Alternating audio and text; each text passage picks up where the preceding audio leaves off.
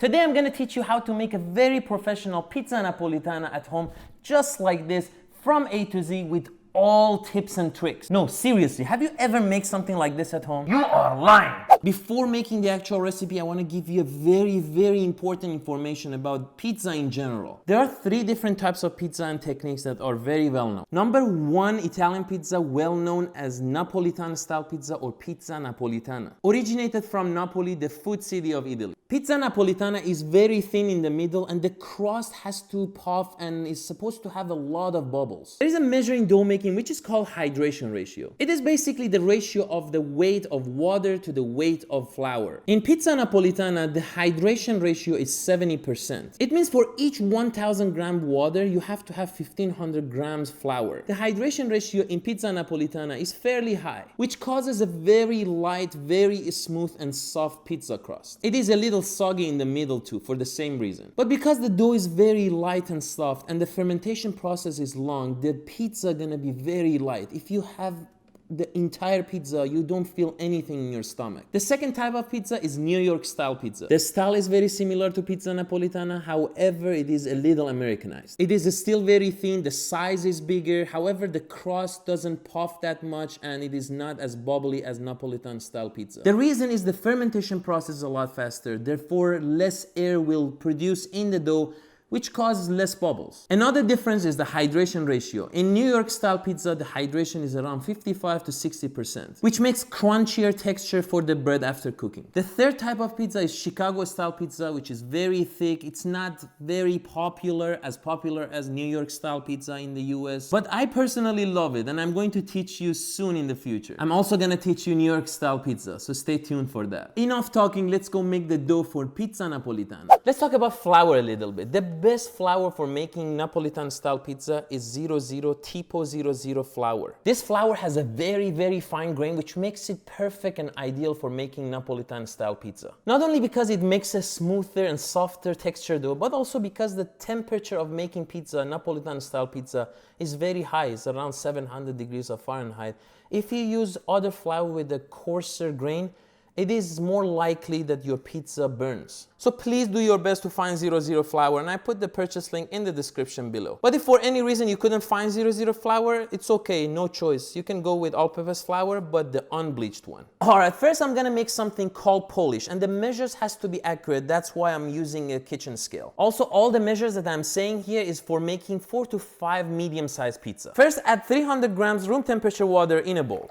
Next, add 5 grams sugar along with 2 grams active dry yeast. Finally, mix the sugar and active dry yeast together. Next, I'm gonna add the same amount of water, 300 grams 00 flour, to the water and mix that all very well for 30 seconds until everything is very well combined. And this is the texture of our polish. Cover the bowl and let the polish rest for 60 minutes at room temperature. The first step is called rising or leavening, and that 1 hour is for the dough to rise, and it's gonna get double in size. I just marked the level of the dough now, so after 1 hour we'll see how much it rises. 1 hour is up, let's go see the texture. Look at this awesome, beautiful bubble that already formed. This means the yeast is activated and it's doing its job perfectly. Alright, put the lid back on in the fridge for 16 to 24 hours when the second step of the dough making's life cycle starts, the fermentation process. And as I said earlier, the fermentation process for Napolitan style pizza is longer. And that's why the result is very soft, very light, a lot of bubbles form on that beautiful crust. Let's go put this bad boy in the fridge.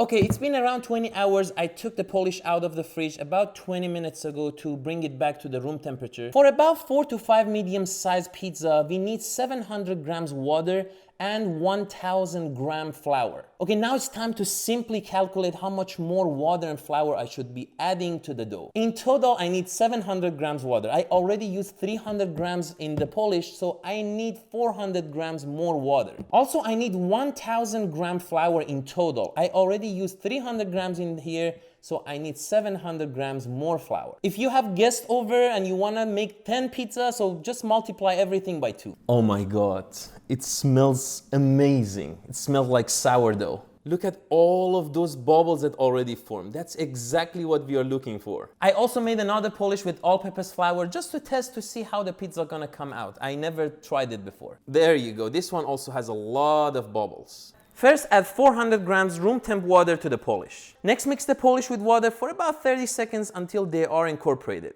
Next, add 22 grams kosher salt and mix that one more time very well. And finally, add 700 grams 00 flour and mix that all very well one more time with your spatula. Now I'm gonna dump the dough on my working surface and start kneading them for about 10 to 15 minutes. And look, it sticks to everything, which is completely normal. One of these plastic spatula will make your life a lot easier. I'll put the purchase link in the description for you. That's how you're supposed to knead the dough. You're gonna press down and push away. Press down, push away. Repeat this for 10 to 15 minutes. Another technique that you have to do in this step is called stretch and fold. In order to do that, grab your dough from the side, pick it up, drop it, stretch it towards yourself, fold it on itself. Grab, pick, drop, stretch, fold. Do this for about 30 times. It's a perfect way to incorporate air into our dough and make those beautiful, sexy bubbles on the crust. Okay, after kneading the dough for about 15 minutes, try to kind of like make a dough ball on your surface. Look, the surface of my dough is not smooth at all, and that's because we kneaded, we massaged the dough, and the dough is tired. We have to let the dough rest for about 15 minutes so the gluten has time to relax, and then we can shape it to a very smooth dough ball. Cover the dough with the bowl and let it rest for 15 minutes. All right, after 15 minutes, I'm ready for the next step. First thing I'm gonna do, remove the bowl and grease my hand with a little bit olive oil. And look, it's already a lot smoother. Then I'm gonna grab the dough from the side, and if it sticks to the working surface, don't worry, you can release the dough with your spatula. Next, we are gonna do the technique that I already taught you, the stretch and fold, for 2 to 3 times. Then I'm gonna place my both hand under the dough and pull it towards myself and repeat this process for 2 to 3 times until I get a very smooth and soft dough ball. Next, grease your bowl a little bit with olive oil, gently dump the dough in there and put the lid back on. We are ready for the next step. So far we have done one step of fermentation, so we can let this rest for 2 hours and then start making little dough balls. But I'm gonna teach you a technique that takes your pizza level from here to the moon. Trust me, it's gonna make your pizza a lot better. The technique is called double fermentation, so I'm gonna put this in the fridge for another 16 to 24 hours. A lot more bubbles gonna be incorporated in our dough, and it gonna gives our pizza a taste and texture and aroma that you're gonna die for. Trust me on this, but if you don't have extra time, don't worry about it. Let this rest for 2 hours and then we're gonna start making our little balls that I'm going to show you shortly. All right, another day passed and we are ready for the next step, which is making little dough balls. But before making them, you have to take out the dough from the fridge and let it rest for about 30 minutes so they come back to the room temperature. This is very, very important. I'm gonna open this to show you what happened to the dough. Look at those beautiful, sexy bubbles. This dough is full of air. This is exactly what we are looking for. And this is the one that I made with all-purpose flour. And this one is also full of air, but from the look, just the look, I like the one with 00 flour a little bit more. All right, in this 30 minutes that the dough is resting, I'm gonna talk to you about how to bake pizza, which is very, very important. Okay, the cooking temperature of pizza is supposed to be very, very high. 700 to 750 Fahrenheit or 370 to 400 Celsius has to be the surface temperature of where you place your pizza dough. Also, another source of heat or flame has to exist over the pizza to cook on top of it. And that's one of the main reasons why we cannot make a great pizza as good as Italian restaurants at home in our home oven. Because home oven temperature can only go up to 500 degrees of Fahrenheit, and that's it. But don't worry about it. If you don't have pizza oven at home, I got you covered. I'm gonna teach you a couple of cooking techniques that you can easily convert your home oven into a great pizza oven, and you can make a beautiful, great pizza. All right, it's time to make our little dough balls. First, sprinkle a little bit 00 flour on your working surface, then gently dump the dough on there. Then I'm gonna cut a piece of dough with my spatula just the way I'm showing you. Next, just the way I'm showing you, start making your dough balls by pinching each side under itself and move the dough ball in your hand so it makes the surface perfectly smooth. Also be careful for a medium-sized pizza, each dough ball should weigh around 250 to 270 grams. Once we are done making our dough balls, we need a large container just like this, deep enough, and has to have a lid. Sprinkle a little flour in the container so later on you can pick your dough a lot easier. Okay, now place your dough balls one by one very gently in the container, and while you're placing there, just do a final touch to make sure the surface is perfectly round and smooth. Also make sure to place the dough balls around 3 inches apart from each other so they have room for the final rising. Put the lid back on and let the dough balls rest for about 2 hours until they are perfectly ready for cooking process. Today I'm gonna cook pizza in 4 different ways, and I'm gonna mention pros and cons of each way. So which way is the best and you wanna go with, it really depends on you and your budget. For the first method, I'm gonna cook a pizza in a professional brick oven. This oven is a professional oven but smaller than commercial ones and perfect for backyard and home cooking. I purchased this from an Italian vendor for $4,000 and they shipped it to me here in Texas. I know it's very pricey, but it makes a wonderful pizza that you can ever imagine. For those who want to purchase one, I put the purchase link in the description below for you. For the second method, I'm gonna use one of these small, portable, amazing pizza oven. It's so cute, right? I paid $500 for this, not too bad at all. And also new versions are in the market already, so I'm gonna put the purchase link for that too in the description. It is quite affordable, most importantly portable, and makes very, very, very good pizza. The third and fourth method is for the one that they don't have pizza oven, so they want to use their home oven. For the third method, I'm gonna use fire bricks, and you can easily find them online or in the stores like Home Depot or Lowe's. These are very inexpensive, like $8 or $10 per piece, and we need only 8 of them. Remember, in this method, we're gonna use broil, and if you have the flame right over the pizza, your pizza gonna burn. So don't place the bricks right under the flame. Put them in the right or left corner.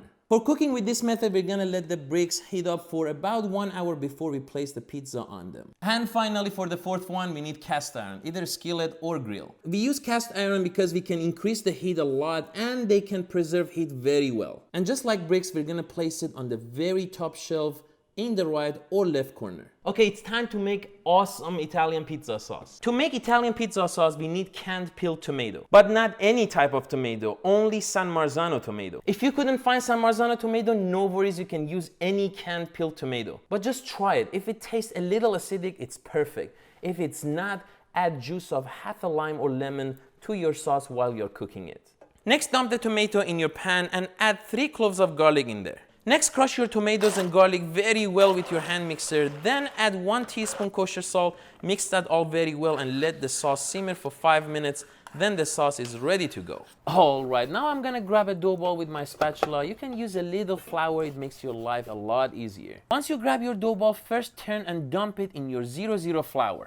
Make sure to turn all sides of the dough in the 0-0 flour to make sure it's not gonna stick anymore. Then again, grab your dough ball, turn it and dump it in semolina flour. The semolina flour side is gonna be the bottom side. Also, it doesn't let the pizza stick to the pizza peel while we are trying to place it in the oven. Okay, now we are gonna stretch out dough, and this part is very, very important. Gently try to push those beautiful bubbles to the crust. And be careful, do not use any roller because you're gonna push away all of those bubbles out that took us 2 days to make. After pushing the air bubbles gently to the crust, try to stretch the dough just the way I'm showing you. I'm grabbing the dough with one hand and gently pull it towards myself while I'm gently holding the center of the dough with the other hand. Repeat this process very gently, just the way I'm showing you, until the dough is completely stretched. And be careful, do not play too much with the crust because you know those air bubbles is going to be pushed out. After that, 1 scoop sauce that we just made in the center of the dough, and with the same scoop try to spread the sauce on the dough. Next, I'm gonna put my sliced homemade mozzarella along with grating a little bit Parmigiano Reggiano on the pizza. Today I'm making very simple traditional margherita pizza, which is nothing but pizza sauce, mozzarella cheese and basil. I personally prefer to add fresh basil after cooking the pizza, so I'm going to finish with drizzling a little bit extra virgin olive oil.